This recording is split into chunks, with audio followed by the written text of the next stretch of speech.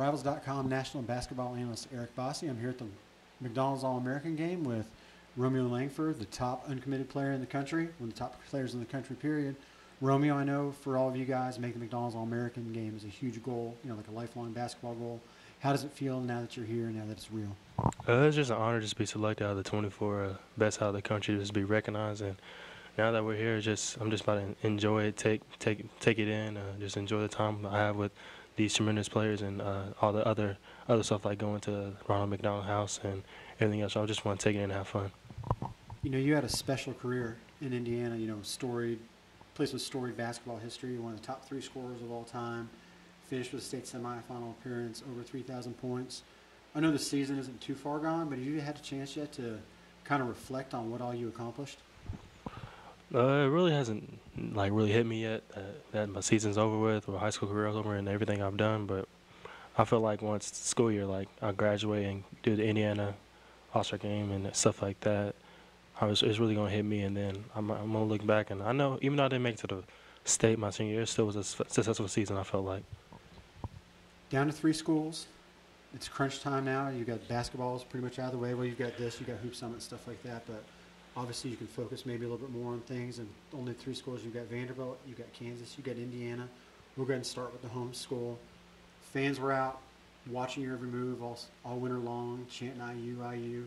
You went there for an official visit in the fall, now you went back unofficially here during the season, and you're going to go over there again to meet the coaches soon. Where do things stand with you?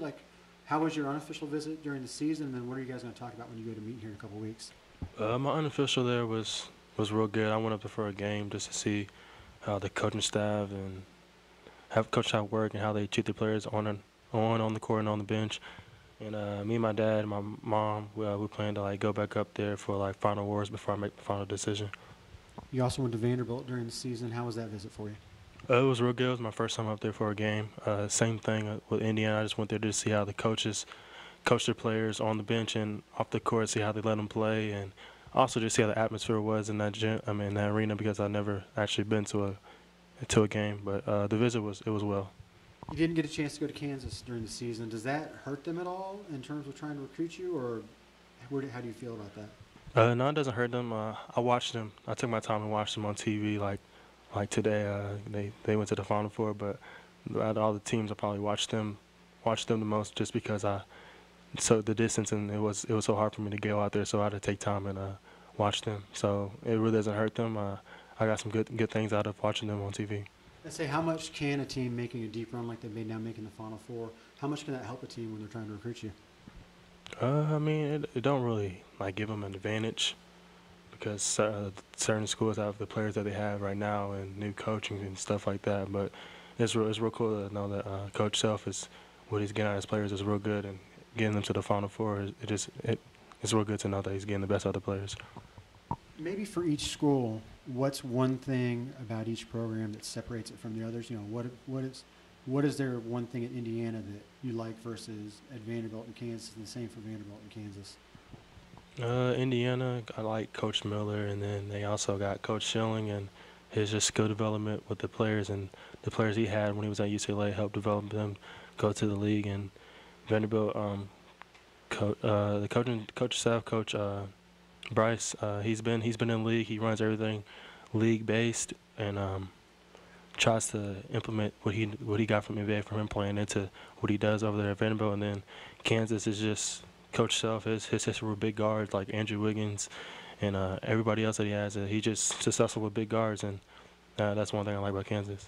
Now you're getting into decision-making mode process. Originally, I think you had hoped to maybe announce while you're here at the McDonald's game.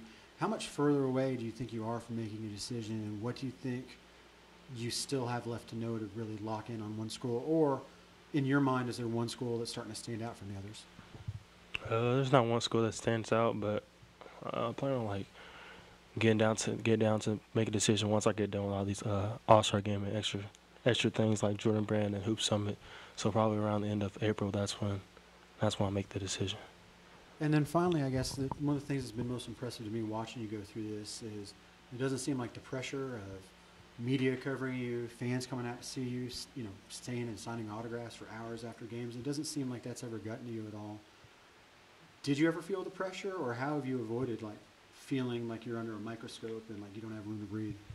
Yeah, I mean, I don't really feel pressure as it is. I'm just playing basketball, and I know that media and fans is gonna come with it, so just gotta deal with it. And like I said, I just don't really feel pressure as it is. All right, I'm Eric Bossi, Rivals.com national analyst. This is Romeo Langford, the top-ranked player remaining on the board in the country, and we'll hear more about him and others at McDonald's All-American game this week.